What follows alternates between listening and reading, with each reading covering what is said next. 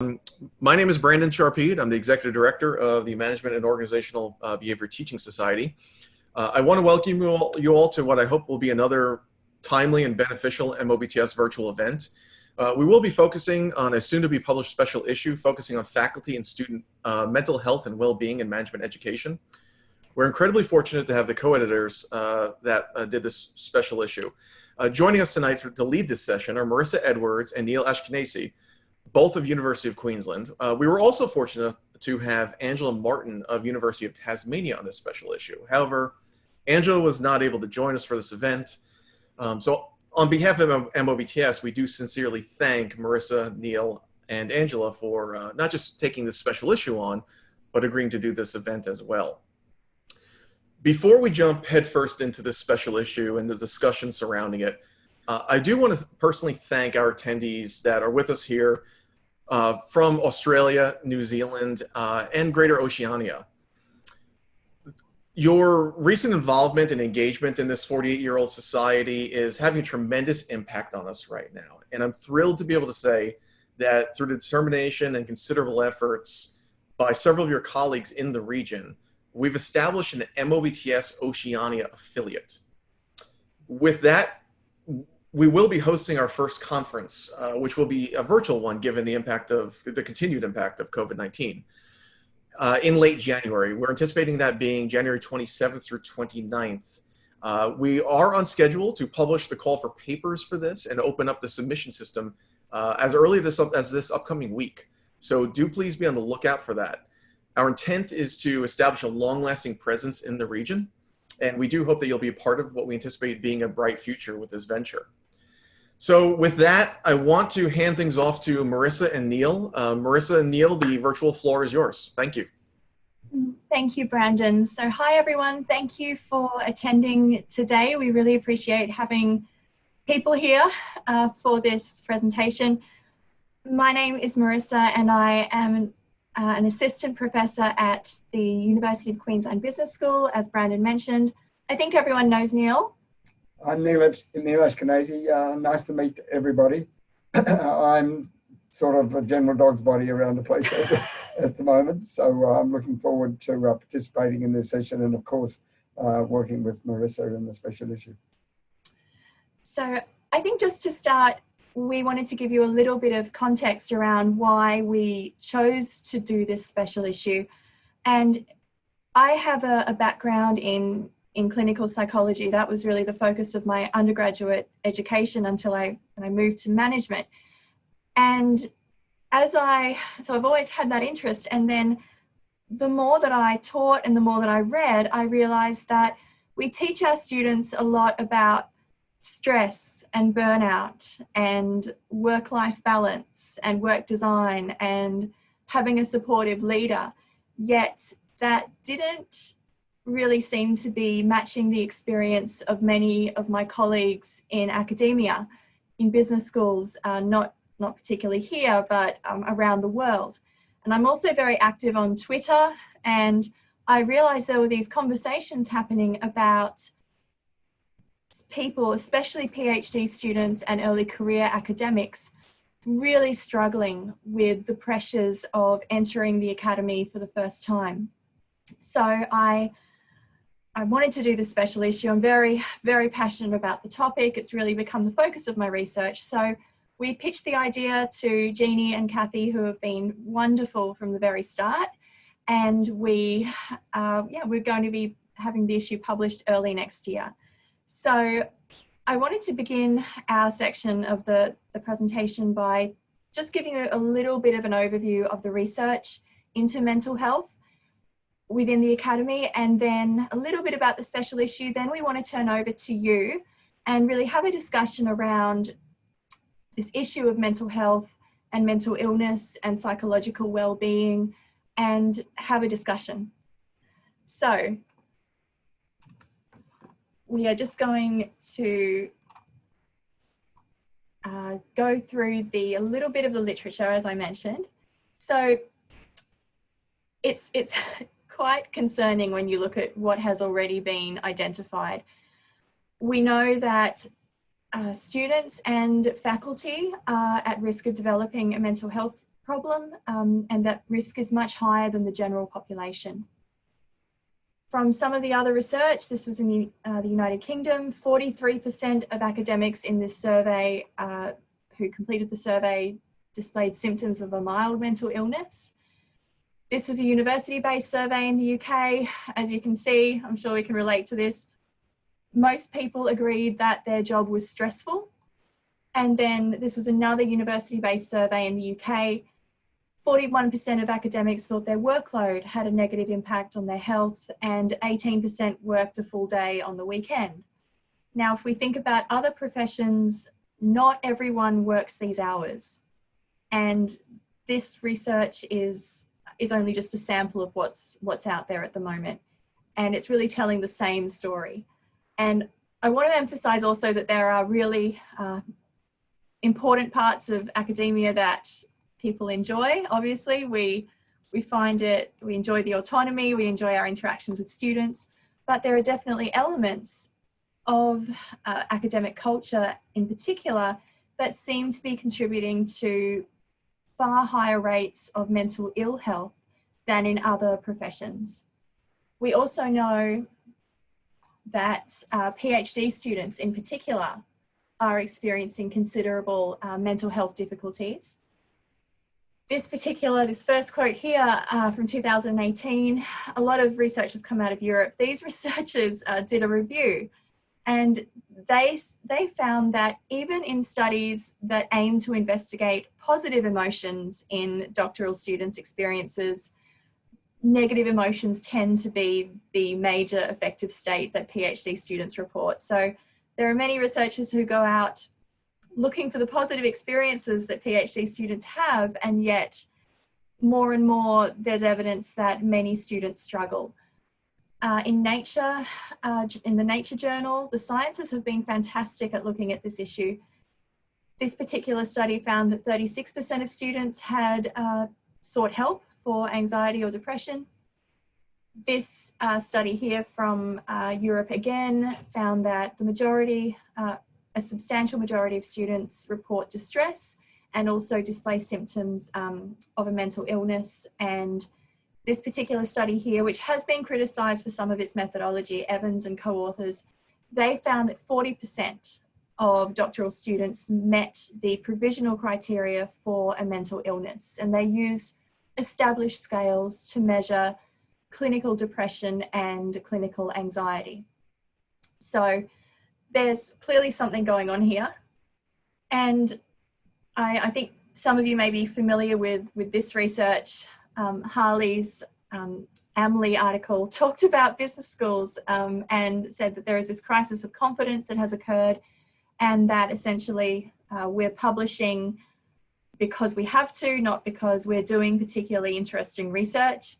There's also increasing rationalization and increasing workloads, which I'm sure everyone can relate to.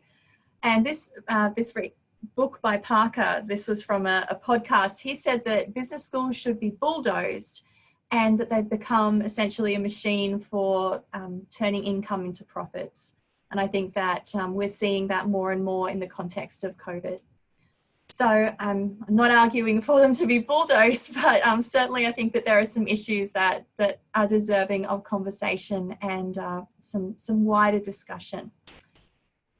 So our special issue, in the context of all of that research, we thought it would be timely to look at mental health and also well-being in management. And we pitched the idea. We had a wonderful number of submissions, and 21 in total, one of which went into, has been accepted for a general issue of the journal. 7 were desk rejected, 7 were rejected after review. We still have 1 manuscript under revision, and we have 5 accepted for publication. 2 empirical studies and 3 essays. And as you can see, most obviously coming out of the United States and Canada. I think that that's probably reflective of the current state of most management journals, with a lot of contributions from the United States. But I think that hopefully we'll be getting more contributions from other countries in future. So some themes that have come out of the papers in this special issue are as follows, and I think these are some of the themes that we may be able to discuss as we go forward. So essentially, there is a paper that is talking about an author's lived experience of managing clinical depression and working at the same time. And it's a very, very powerful account of what it is like dealing with a mental illness within the context of a business school. We also have papers that mention the stigma of speaking up about mental illness in business schools. That's really a theme that runs through several of the papers. Also, there's a wonderful paper about the importance of having a break and resting, and also choosing a particular space and a particular way to do that, and encouraging academics to take time out so that they can rest and prevent burnout from occurring. We also have a paper around positive emotions training. So we didn't want all papers, obviously, to focus on mental illness and mental ill health. We wanted to look at well-being as well. So we have a paper looking at positive emotions training. There's another paper around imposter syndrome and mental illness and stress in PhD students, and also social support.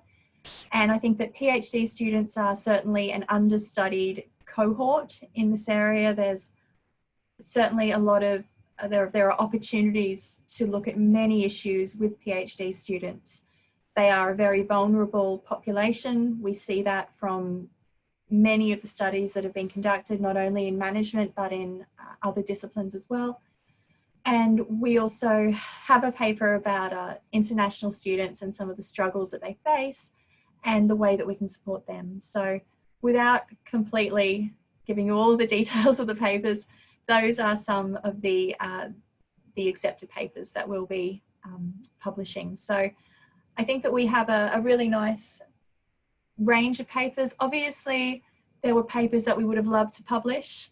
There were some really fantastic ideas, and I really hope that the feedback that the authors received, they found encouraging and will prompt them to move forward with some of those ideas and maybe redesign some of the studies, collect additional data, maybe rethink some of their theorizing, because this is an important issue. And I think that all of our authors were really passionate about the work that they were doing. And I think that's why it made it really difficult to try and writing those rejection letters, because obviously we wanted to publish as many as we could. And I think that this is an issue that is receiving more and more attention, and is really something that will be attracting a lot more interest in future. So a couple of directions for future research before we move into the discussion. We know that there needs to be more national and also university level data collected about faculty and student well-being and also mental health. Here at the University of Queensland, I'm currently coordinating a study with a team of researchers to look at engagement and culture and well-being across our entire PhD student cohort.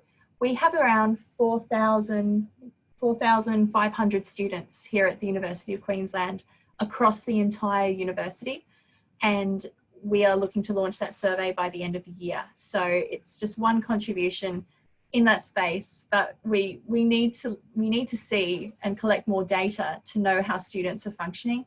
At the moment, most of the studies are snapshots, and they're done in different contexts. So more comprehensive data is needed. We also believe that different studies of students at different career stages is really important.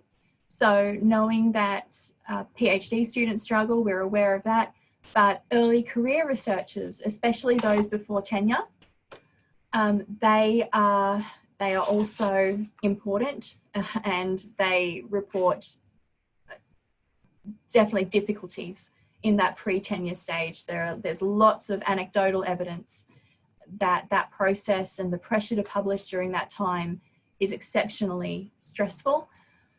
As I've mentioned already, there is a need to look at differences between disciplines. So there hasn't been a great deal of research into management students and management doctoral students either.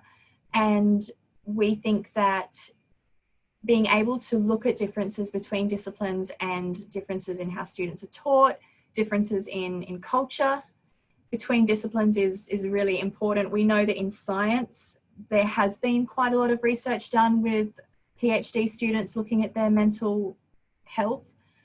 They are under exceptional pressure to get grants and to get postdoctoral positions. And there are also just differences between disciplines that need to be explored further. Qualitative research, I think, is something that we need to explore as well. I think interviews, first-person accounts are just so powerful and can really complement our quantitative studies. And also looking at interventions, and this again is something that I'm involved with at my university, identifying which students are struggling, why are they struggling, and then looking at ways that we can really change things, because there is enough evidence to say now that students and faculty are reporting higher rates of stress and mental illness than in other populations, and especially the general population. Their rates of mental illness far exceed that. So something is going on. And I think that we need to look at this and say, this is not normal. It shouldn't be accepted. And we need to look at ways that we can address this and promote change. And I think this is kind of the final question. How do we promote this cultural change? So I think that will, hopefully there'll be some really important conversations around that, because it seems almost as though it's accepted that students need to suffer and early career academics need to suffer and struggle to progress in their career. And I think that we need really to change that expectation. So that's really our presentation. And I'd like to really open up for discussion now. Our details are there. Neil doesn't tweet enough, I just like to say. I tweet daily, but Neil is very disappointing in terms of his engagement with Twitter. But if you would like... Being encouraged. Strongly encouraged to engage with social media. So if you would like to follow myself and Neil, I think that that would be, if you'd like to, that would be fabulous. And I also coordinate a blog with my colleague in the United Kingdom, Zoe Ayres. It's a blog called Academic Voices, and it is a blog that is focused on mental health and well-being, and we invite faculty and students to share their experiences. That was launched earlier this year, and we have, I think we've published around a dozen maybe. We've got enough submissions to last us into early 2021. We ask people to write a short blog about any topic relevant to mental health and well-being, and the response has been fantastic. So if you would like to contribute to that blog, we welcome contributions from anyone in any discipline at any stage of their career. So if you would like to share your experiences, we would love to hear from you. So the Twitter account is there. And with that, I think we'll open up if there are any questions or comments. Thank you.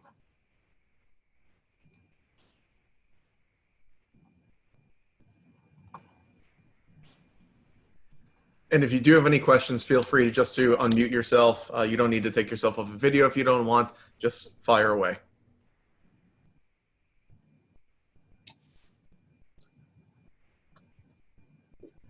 Hi, I've got a question. My name is Hussein and my family is Najmi. I'm an assistant professor in the University of Central Oklahoma in the United States.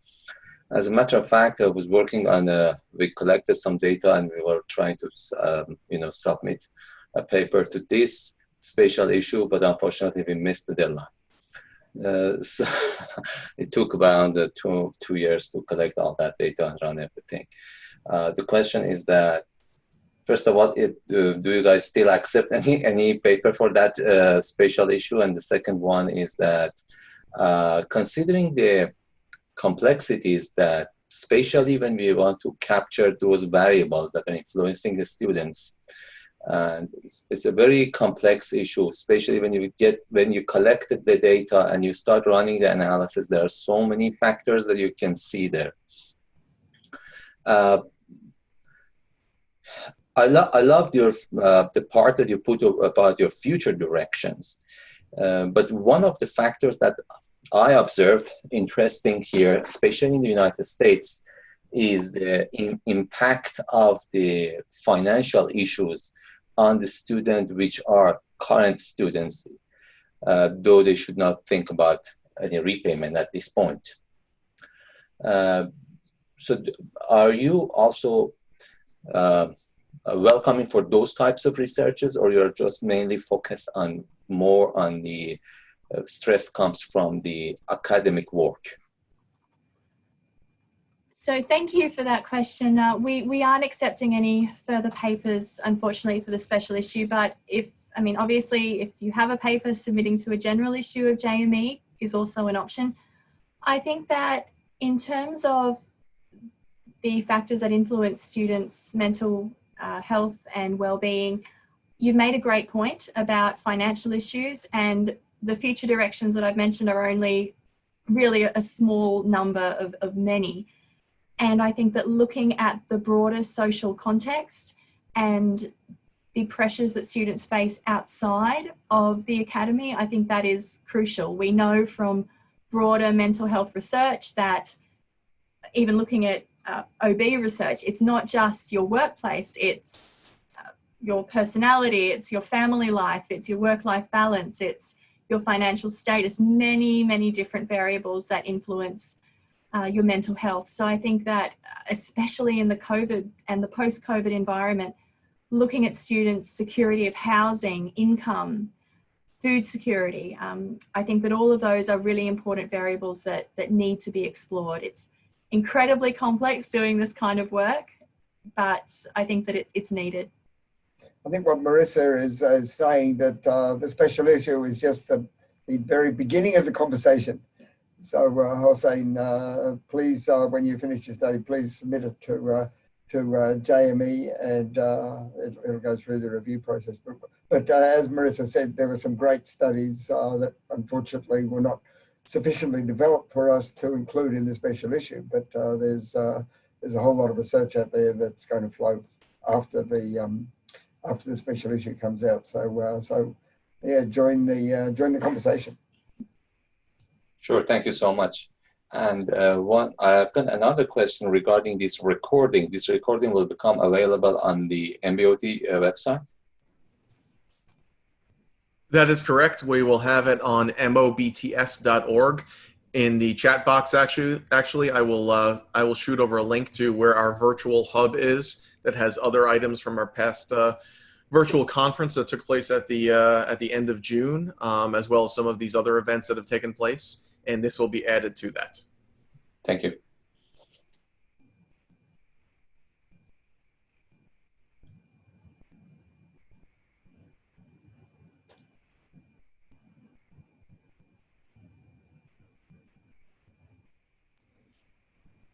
Any other questions or comments? It's like a pregnant silence there. I'm sure somebody is going to... I have one. This is Andrew. Hi. So I was in an event last week with our first year doctoral students, and they, in that orientation, we always tell students this is a lot of work, and it is. I think for all of us who've gone through that, and also the pre-tenure process, just like you mentioned. I think it's important that we are realistic with students about the amount of effort that it takes to go through this. But at the same time, like we've all been talking about, it takes its toll.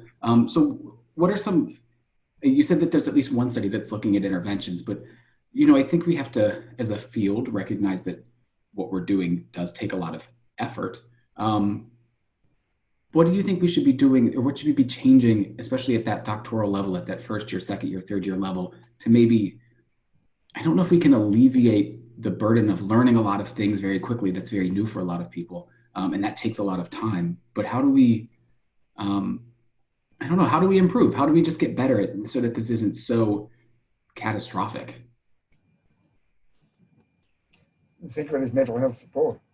I mean, to recognize that these symptoms are emerging, and to have resources available that can assist students to deal with the mental stress that they're involved in. But then there's the bigger picture that Marissa was addressing, and that is the overall culture. Well, you know, I'm studied culture for many years, and it's bloody hard to change. So, but that's the bigger picture. We actually have a commentary paper coming out in organizational psychology perspectives, that SIOP journal, where we actually set forth a little bit of an agenda of small changes, mid changes, and large changes that can help in this process. So that should be out next year. It's only a short piece, but it's got a neat little summary in it that we penned. And that's for, thanks for promoting that, Neil. But that's for undergraduate students, I should emphasize, not for graduate students. But but it applies just the same. It does. And I think that we talked about the importance of trying to establish a supportive culture. I think Neil's point about mental health support is incredibly important. If we look at the conversations at Twitter, I asked a question at Twitter on the 8th of June. I'm about to do a different presentation about that. And I asked students, if you could change one thing about academia to improve mental health, what would it be? They talked about the need for more mental health support. At many campuses, you have to wait weeks to get any kind of help unless you're in absolute crisis. And what we know from all of the mental health research is the earlier, obviously, that you intervene, the less likely it is that students are going to go on and develop more serious symptoms. So more mental health support for students. Andrew, I think you make a great point about the need to be realistic with students and really set out what this is going to involve, what the process will involve, certainly to achieve a PhD. And I think, and obviously culture and workload was something that kept coming up again and again and again, talking to both students and early career faculty. And I mean, as supervisors and advisors of PhD students, we can do small changes like saying, I will only respond to emails sent between, on business hours. I won't respond to emails on weekends. Weekends are for you to actually rest and restore. That's what one of my colleagues does in the School of Psychology. She's an organizational psychologist, and she immediately, from the day one, says to her students, you need to make sure that you take time off to look after yourself. Your dissertation is separate from you. They are not one and the same. You have a separate identity. And I think also making sure that doctoral students have appropriate social support as well, encouraging them to make sure that they keep up with their social networks. We know that for every group that a person joins, their risk of depression reduces, I think, by around 10%. There are small changes that we can make, and I think that we need to have wider conversations around those.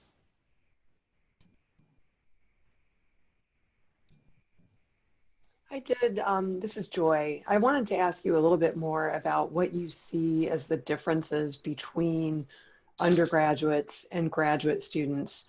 And I realize you just gave several examples.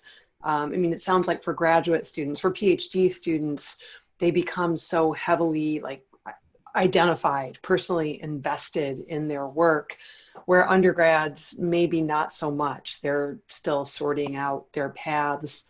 But the reason I thought about that is that at the schools I've been at, there's been such a huge drive to improve mental health services for students in general. Now, mostly that does seem to be focused towards undergraduates, although I'm sure they would still be open to graduate students.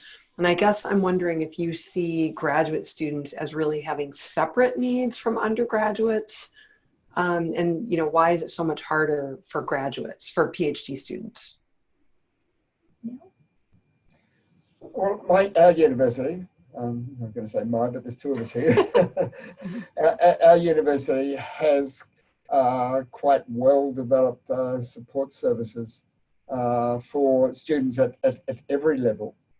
But despite that, we see constantly around our school doctoral students really struggling. I mean, in many cases, they're reluctant to admit that they're having any sort of problems. Sometimes they go into difficult psychological states that then comes back and impacts on the faculty and on the advisory teams, etc. The important thing is to make sure that students are aware right from the outset that the resources are available, and these are the things that you need to identify. And one of the things that we focused on in the organizational psychology article was mindfulness. Make sure that they're aware of how you become mindful of your own state and your surroundings. Mindfulness is an important key across every aspect of mental health, of course. I think also in terms of the differences between undergraduate and graduate students, it's a great question, thank you. There are many, but I think that at least in my experience, undergraduate students don't often have a well-developed sense of identity. They don't know what they're going to, maybe they're not sure what they're going to study, they don't know what their career path will be.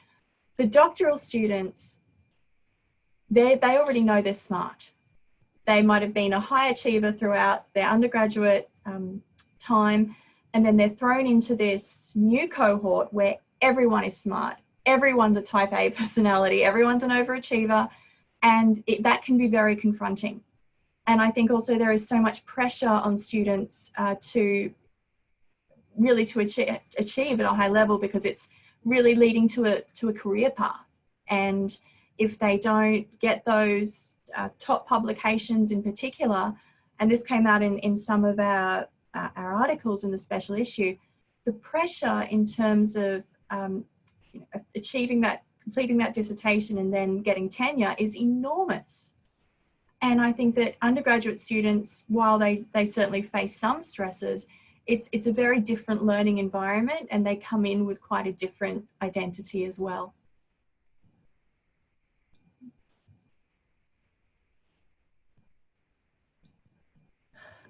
Other questions?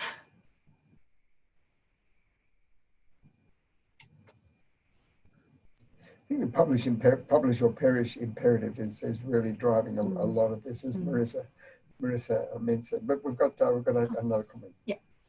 I have a question, Jen, about mental health in the context of COVID. There's been a lot of discussions lately about the extreme situation that we're facing around the globe and the construct of surge capacity being now maxed out. And so I'm just curious about your thoughts of this issue, which is the conversation amongst many academics, but how should we be thinking about mental health and academia in this moment where there's conversations, we're actually having conversations about what should be happening for the policies, procedures, promotions, and I feel like it gives us this nice opportunity perhaps for some change. So I'd just be curious to hear some of your thoughts at this intersection. I think that it's true. Thanks for your question, Jen. Also, I think it's true that COVID has obviously changed the world and many occupations in terms of how we used to operate versus how we operate now. And I think that there are real opportunities for academia to look at this and say, how can we make some of these changes permanent? So at least at our institution, it's been said that the effects of COVID will be taken into account in terms of promotion and tenure over the next year. So they've explicitly stated that they understand that for many of us, it's very difficult to do research right now. We have no research funding available to us. So it's really challenging. So I think that there has been an acknowledgement of the stress involved. And I think that needs to happen again in future. We are working incredibly long hours, and we do that all the time. And I don't think that should continue to be normalized. I think that in the context of COVID, it's been recognised that there has been intense pressure on faculty. Why aren't we doing that generally? Why are we just accepting the fact that people are burning out, people are developing, for example, substance abuse issues, anxiety disorders, eating disorders? I'm mentioning people that I know who have experienced these issues. We have to stop normalising the experience that we're having, because people are genuinely, they're suffering. And I think that there are changes that can be made, obviously not to change the culture completely, but to put things in place to make it more manageable. Neil, do you want to add to that? No. That's all we need to say on that topic. I think. Yeah. Okay, thanks.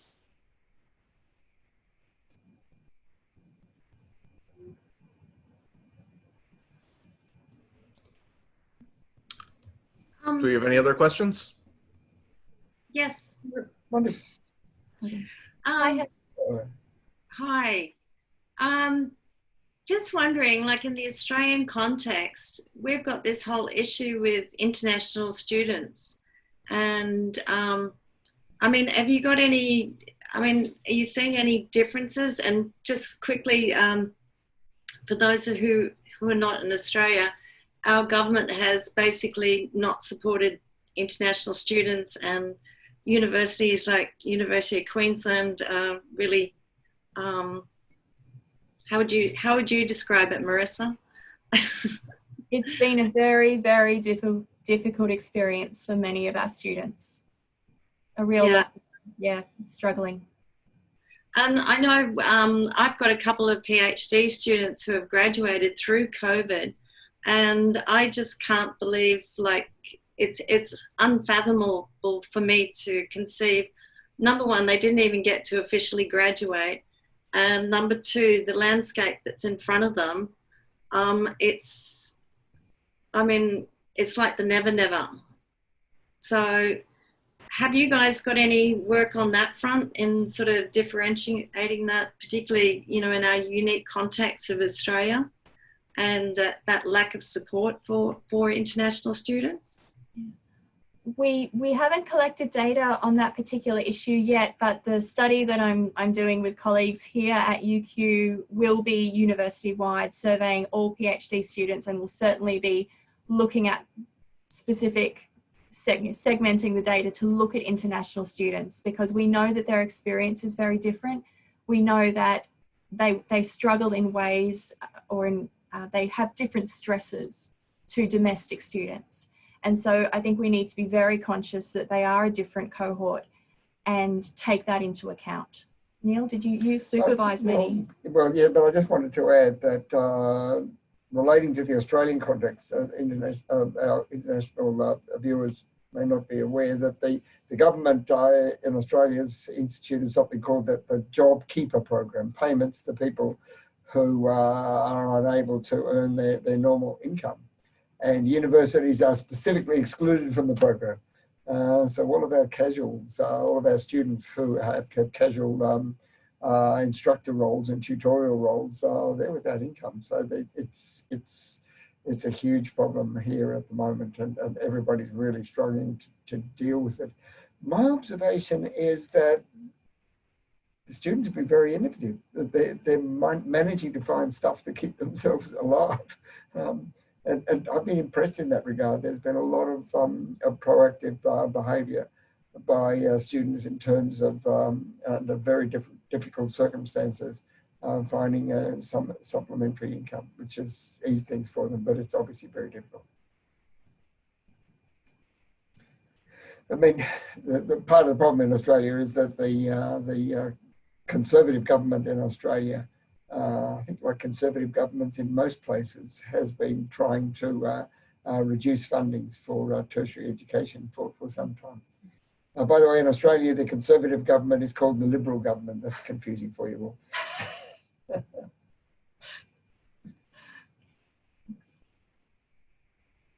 Did you want to add something on Publish and Perish you were talking about before?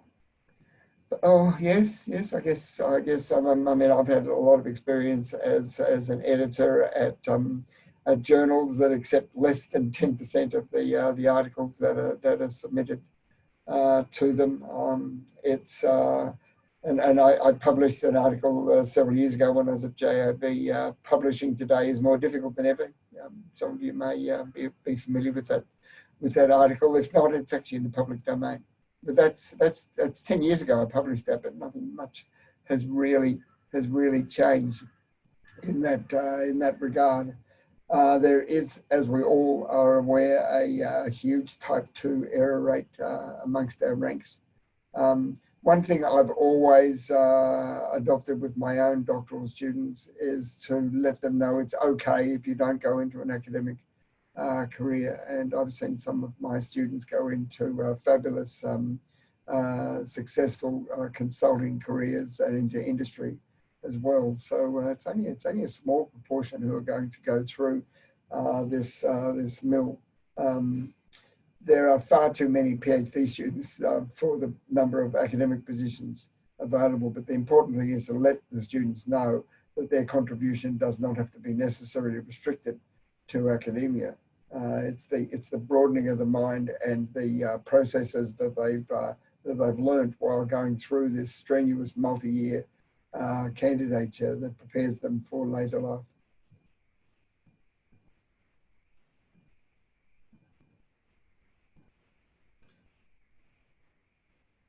Jeannie, I wonder if you would like to comment on from your perspective as the current editor of JME.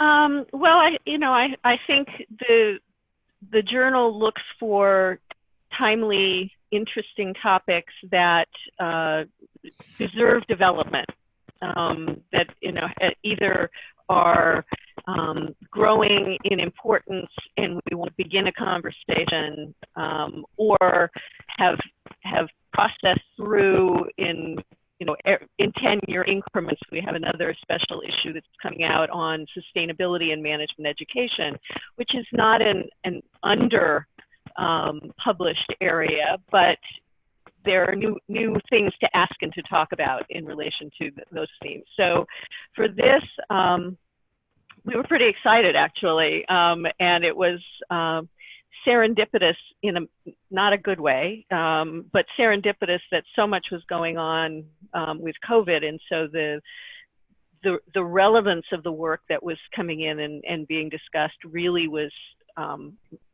important, we thought. We actually asked Neil and Angela and Marissa to speed things up a little if they could.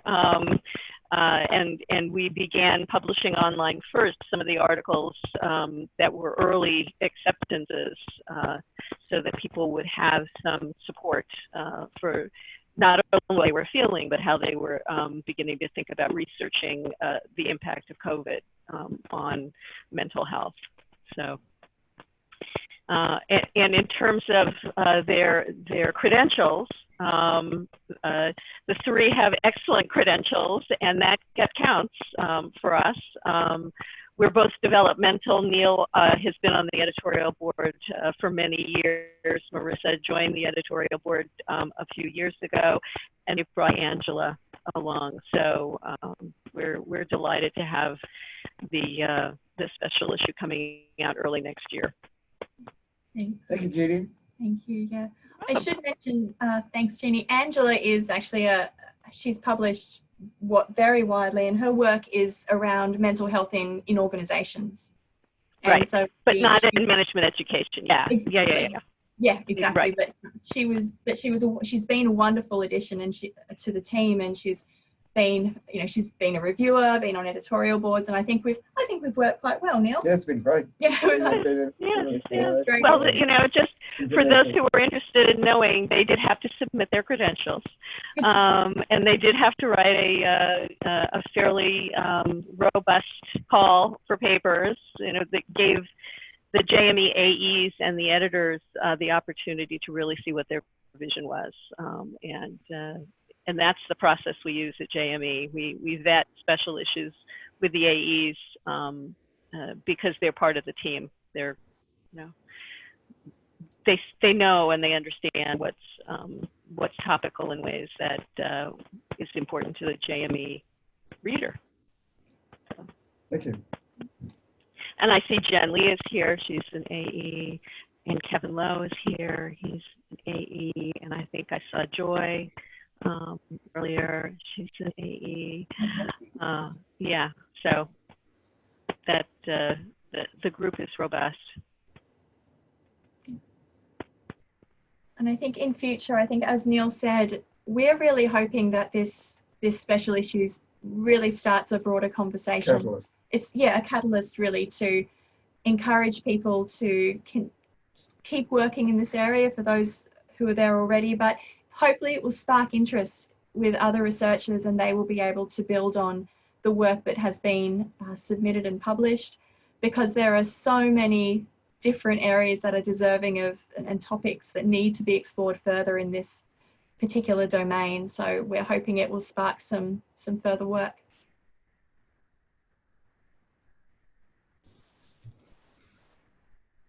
Thank you. Do we have anything else? We've got a couple of minutes left before we do need to wrap things up. If anybody else has any questions.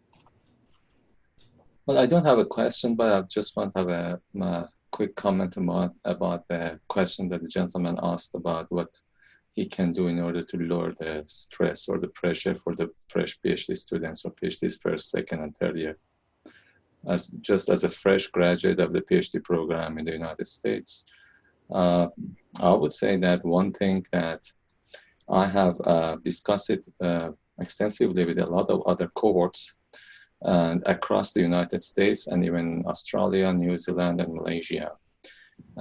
What we have found is that a very, very important part which is missing in most of the PhD programs is the mentoring part that put a huge amount of pressure on the PhD students. And if that mentoring part is done by a supervisor, that can be extremely beneficial. And I think by mentoring part, one of the most important aspects of it is focusing on teaching the students not the knowledge. The knowledge is something that everybody can nowadays learn, but the process of doing things. And that process, if it is taught in an effective way, it will be an extremely efficient thing. I'll give you a brief example of what we did. I mean, we were talking and we were basically trying to get it, but we couldn't find it. So what we did, we kind of joined our cohorts with each other, and we started learning each year, start learning from a year above, and they start mentoring each other from and that turned out fabulous, especially when we went to the job market, and it was extremely helpful with transferring all that experience. So I think that having a mentoring program or a mentoring component can alleviate that pressure, I mean, very significantly. I think that's an excellent point, and that's something that comes up at Twitter in conversations. I know Twitter is anecdotal, but it's a fantastic resource, and I think that you can learn so much from the students who are very openly sharing their experiences and their stories of not only mental illness, but also how to maintain well-being. And mentoring is a really huge aspect of that, and role modeling from supervisors, assistance from other students, developing those groups, that's so important.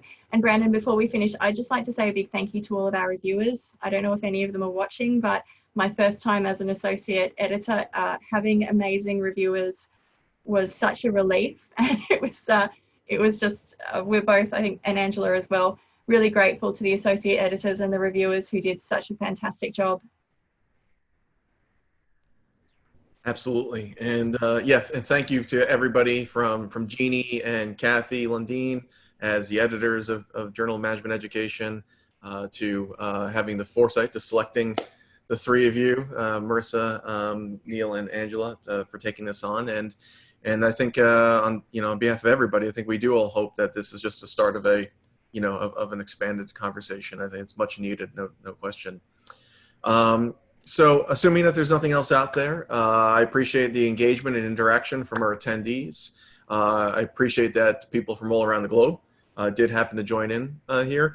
For those of you that are in the Australian and New Zealand region, and even those of you who just like to stay up really late, just a reminder, we will be having an MOBTS Oceania call for papers and submission system opening probably later in this week, maybe as early as Monday. So Kevin Lowe has chaired that committee, and we've had tremendous engagement from many of our international attendees from University of Canterbury. So thank you to all of them. So if there's nothing else, I'm going to close things up here. Again, this will be recorded. It'll be on our website. I believe Facebook, it's streamed wonderfully on Facebook Live. I was keeping track of it. A lot of viewers over on that end as well that were not in this room. And so you can check it out over there as well, because I do think it archives it. And beyond that, Marissa, Neil, thank you so much for your time. Thank you so much for your efforts. And we hope to see more of you. Thanks so much, everyone. It's been our pleasure. It has. Yeah. And Angela too. Angela's been amazing, a wonderful Absolutely. part. Thank you. Thank you, Angela. Hopefully you watched the recording, and thank you very much. Okay, thanks very much, everybody. Thank you. So I'm going to close out the room now, but again, thank you for everybody, and I hope you have a wonderful day, a wonderful evening, wherever you might be. Thank you very much, Brandon, for organizing. It's been terrific. Wonderful. Thanks. Take care. Bye, everybody. Bye. Bye.